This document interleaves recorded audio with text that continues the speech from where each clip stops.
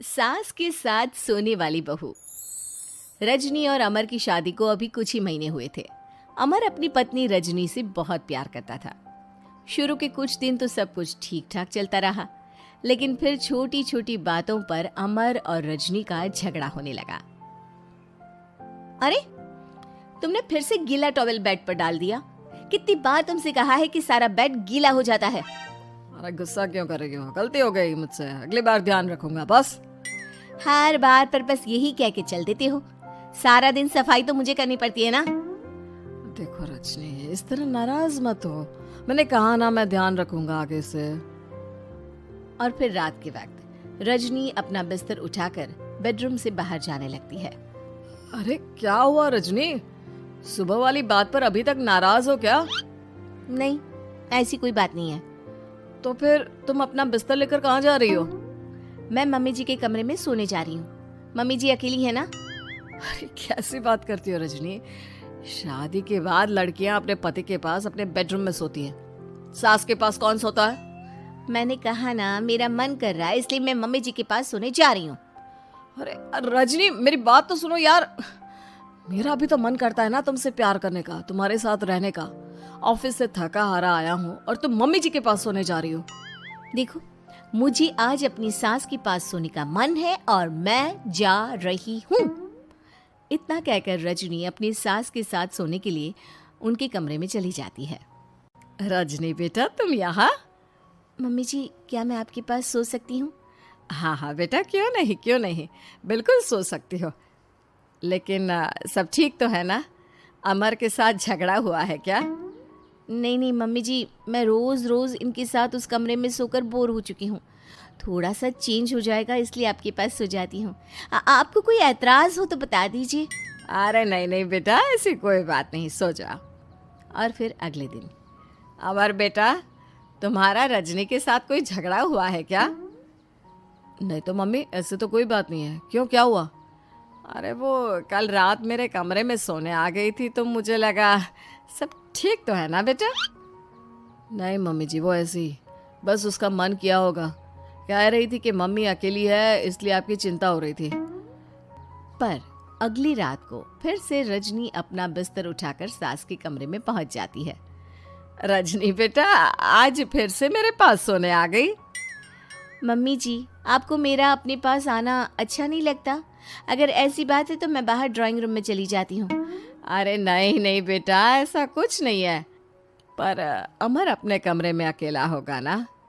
अरे तो वो कौन से 6 महीने के छोटे दूध पीते बच्चे हैं, उनको डर थोड़ी ना लगता है। इतने बड़े हो गए हैं, 1-2 दिन अकेले सो लेंगे तो कुछ बिगड़ नहीं जाएगा। और इस तरह फिर तो ये रोज की बात हो गई। रजनी रोज अपना बिस्तर उठाती, अपनी सास के पास आकर सो जाती।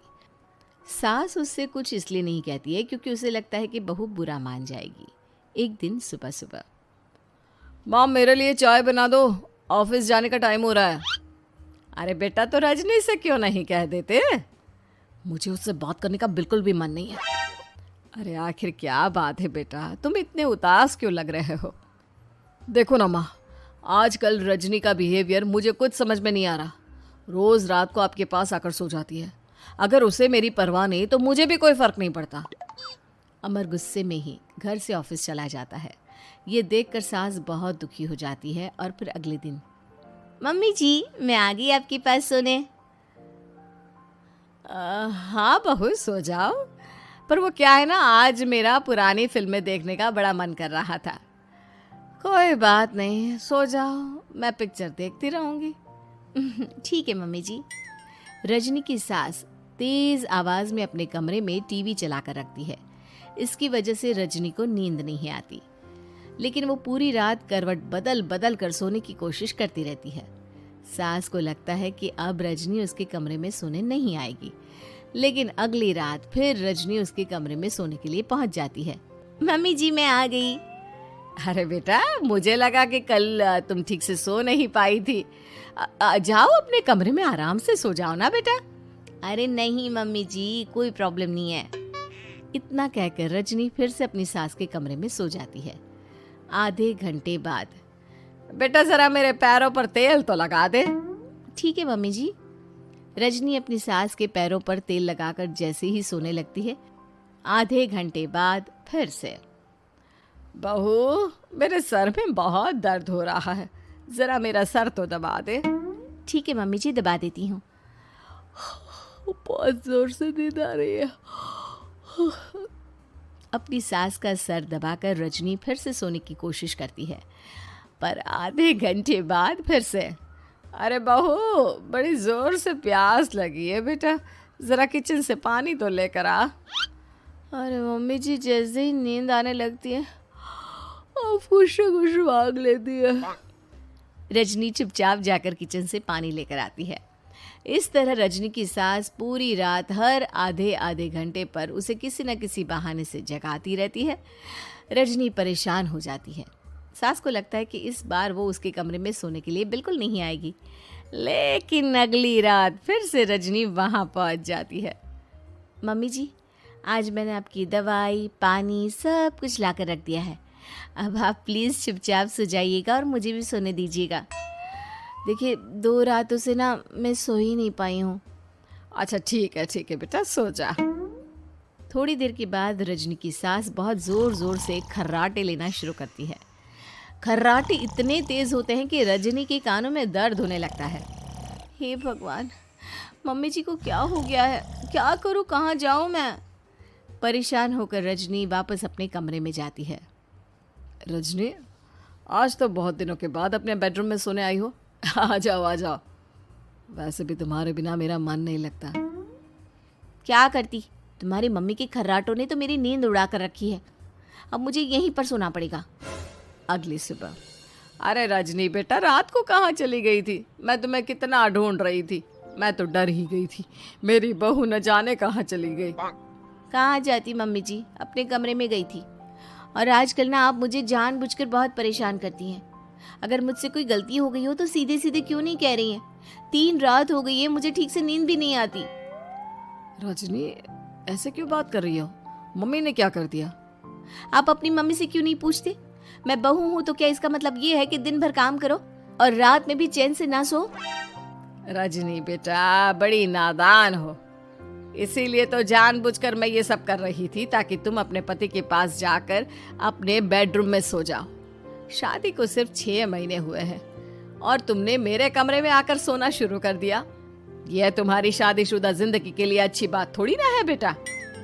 मम्मी, तो क्या आपने जानबूझकर ये सब किया था रजनी को समझाने के लिए? अरे तो और क्या करती? दुनिया की पहली बहू है ये, जो पति को छोड़कर सास के साथ सोने चली थी। इसीलिए मुझे इसके लिए थोड़ा बुरा बनना पड़ा। सास की मेहमान। सिमर की सास की सारी जिंदगी किराए के मकान में ही बीती, लेकिन जब बेटा कमाने लायक हुआ तो उसने अपना बड़ा मकान बनाया। क्या है माँ, इतनी लंबी लिस्ट मेहमानों की? गृह प्रवेश है सिर्फ, शादी में तो तुमने इन लोगों को बुलाया ही था ना। अरे बेटा, तुम्हारे पिता और मैंने तो सारा आजीवन घर नहीं बनाया, ये सोचकर कि पैसा घर में लगा देंगे तो तुझे कहाँ से पढ़ाएंगे। अब बेटा, घर जैसी खुशी में मैं उन लोगों को कैसे भूल जाऊं जिन लोगों के साथ मैंने पूरा जीवन काटा। तभी वहाँ बहू आ जाती है। क्या माँ जी, कैसी बात कर रही हैं? बुआ जी, चाची जी, उनकी बेटियाँ, ससुराल वाले सभी तो आ रहे हैं। मैंने उनकी लिस्ट सुमन से पूछकर तैयार कर ली है। हाँ बेटा, ये लोग तो रिश्तेदार हैं, इन लोगों को तो बुलाना ही है, लेकिन जिन लोगों के साथ मैं किराए के मकानों में रही, वो मकान मालिक, वो पड़ोसी, उन्हें कैसे भूल सकती हूँ? माँ, लेकिन वो नीलम आंटी को तो मत बुलाना, बड़ा ही लो स्टैंडर्ड साउंड करती है वो। हाँ माँ, और वो किरण को भी। उनका पति और बेटा खाते कितना है? और नहीं तो क्या, शादी में भी 2000 रुपए वाली प्लेट में दनादन खा रहे थे। माँ कुछ नहीं बोलती, कमरे में चली जाती है। तुम्हारी माँ की तो चोचले ही अलग है, न जाने लोगों को क्या बताना चाहती हैं। अरे आस पड़ोस को तो ऐसे पूछ रही है जैसे कि रिश्तेदार। हाँ, जानता हूँ माँ को, वो किसी से जुड़ती है तो दिल से जुड़ती है। वैसे बात करता हूँ उनसे। सभी अपने अपने काम में लग जाते हैं। सास को नींद आ जाती है और वो सो जाती है। लग रहा है कि गुस्सा होकर सो गई। कपड़े भी अपने बाहर फेंक कर गई हैं। बहू है ना, नौकरानी जैसी कर लेगी काम। बड़बड़ करती बहू सास के कमरे में जाती है और कपड़ों को उनकी अलमारी में रखती है कि तभी उसके हाथ में एक एल्बम और कुछ खत लगते हैं। अरे ये क्या है? बहू एल्बम देखती है जहाँ नीलम आंटी और सास के साथ छोटा सा उसका सुमन खड़ा होता है। इनके बचपन की फोटो। वो सारी फोटो देखकर जब खत को खोलती है तो वो किरण का होता है। बहू खत पढ़ने लगती है। खत में लिखा होता है, तू पैसे की चिंता न कर, सुमन की पढ़ाई में कोई कमी ना हो, हम पड़ोसी नहीं बहने हैं। तभी सास जग जाती है। अरे बहू क्या हुआ, कुछ चाहिए था क्या? बहू बात घुमा देती है। माँ जी, वो इनकी फोटो देख रही थी नीलम आंटी के साथ। कितनी सुंदर लग रही है ना आंटी। हाँ, दिखा तो जरा फोटो। बहू सास को फोटो देती है। सास फोटो देखकर कहती है, याद आता है, तेरे ससुर जी तो थे नहीं, काम के लिए 10 दिनों के लिए शहर से बाहर गए थे। जब बेटा होने वाला था तब नीलम आंटी और अरुण अंकल ही थे। आंटी बेचारी रात भर मेरे साथ बैठी रही तो अंकल भाग भाग कर दवाई का इंतजाम कर रहे थे। बेटे के होने के बाद भी जब तक मैं घर नहीं आई मेरे पास ही रहे। रिश्तेदार तो आए थे मुंडन में 10 दिनों के बाद। बहू सुनकर खुश होती है। तभी नजर खत पर पड़ती है। माँ, ये किरण आंटी को आपने पैसे वापस कर दिए? हाँ, वो भी समझ कैसे कैसे किए मैं ही जानती हूँ। सुमन की पढ़ाई के लिए पैसों की जरूरत थी। रिश्तेदारों ने तो साफ बोल दिया था कि किसी होटल में काम पर लगा दो। कई लोग बर्तन धोने के साथ पढ़ाई करते हैं, लेकिन किरण आंटी, उन्होंने अपने बुढ़ापे के लिए बचाए हुए पैसों को सुमन की पढ़ाई के लिए दे दिए। यानी कि आज ये जो कुछ भी है वो किरण आंटी के कारण ही ना? हाँ बहू, ऐसे ऐसे पड़ोसी हुआ करते थे जो किसी रिश्ते के नाम से नहीं बल्कि अपनेपन से भरे थे। फिर सास का बोलने का रुख तीखा हो जाता है। और फिर भी देख, सुमन इन लोगों को भी नहीं बुलाने दे रहा है। माँ, मैं बात करती हूँ, ये लोग सिर्फ आएंगे ही नहीं, हम लोगों के साथ रुकेंगे भी घर में, रिश्तेदारों की तरह। सास बहू बेटे से पूछकर एक एक घर जाकर पड़ोसियों को एक दिन रहने का न्योता दे आते हैं। और फिर वो दिन भी आ जाता है जब घर में गृह प्रवेश होता है। अरे हम लोगों का कमरा कहाँ है? बड़ा कमरा देना हम लोगों को, खुला खुला। सुमन परेशान हो जाता है कि वो क्या करे, कहाँ किसका सामान रखे, कि वहीं किरण पड़ोसन आ जाती है। अरे सुमन, परेशान ना हो बेटा, हमारे कमरे में रख दो उन लोगों का सामान। हम तो तेरी माँ के साथ ड्राइंग रूम में एडजस्ट हो जाएंगे। और हमारा कमरा कहाँ है? सुमन, जरा सामान कमरे में तो रखवा दो। अरे ये क्या, मेरे कमरे में तो सफाई ही नहीं है। अरे बता देती सुमन, हम कहीं और रह लेते। तभी वहाँ नीलम झाड़ू लेकर आ जाती है। अरे बबली दीदी, कैसी बात कर रही है? चलिए मैं साफ किए देती हूँ कमरा। वहीं मामी जी भी आ जाती हैं। अरे सुमन दीदी, सबसे छोटा कमरा हम लोगों को ही देना था क्या? मायके की कोई परवाह नहीं है। वो मामी जी, किरण आंटी और नीलम आंटी की फैमिली एक ही कमरे में है ना, तो इसलिए आप और मामा दो ही तो लोग हैं। तो मामी तो बहू के मुंह से ये बात सुनकर गुस्से से लाल पीली हो जाती है। अरे वाह जी वाह, बहू की जुबान तो देखो कितना बोल रही है। इतना बोलने वाली बहुएं भी होती है क्या? अरे रहने दो, जब मेरी बहन ने ही मेरे बारे में नहीं सोचा तो किसी और से क्या उम्मीद करे। दोनों सामान पैक करके घर से निकल ही रहे होते हैं कि नीलम आ जाती है। अरे राकेश भैया, मैं भी सुमन की तरह ही तो हूँ। आप तो हम लोगों को इतने साल से जानते हैं। हाँ, तुम लोग तो मेरी बहन से चिपकी रही गोंद की तरह।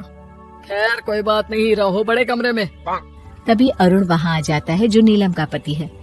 अरे अरे भाई साहब, थोड़ा तो वक्त दीजिए, हम सारे छोटे कमरे में शिफ्ट हो रहे हैं। सारे पड़ोसी छोटे कमरे में चले जाते हैं और मामा मामी बड़े कमरे में। बहू चाची के कमरे से बाहर निकल रही होती है कि देखो कैसे बड़ा मकान बनाकर इतरा रही है। अरे जब हम लोगों ने कहा था कि घर बनवा लो, तब तो लड़के को पढ़ाने की पड़ी थी। इतना पैसा रखी थी, महंगे कॉलेज में पढ़ाया, तब बात मानी होती तो सस्ते में मकान बन जाता। बहू आगे जाती है जहाँ दोनों पड़ोसन भी आपस में बात कर रही थी। मानना पड़ेगा सुमन को, बहुत ही समझदारी के साथ चली, बच्चों की जिम्मेदारी को सबसे ऊपर रखा, रिश्तेदारों के साथ भी पूरा निभाया। नहीं तो आजकल के रिश्तेदार, अरे सुमन के लिए तो हम हमेशा ही खड़े हैं।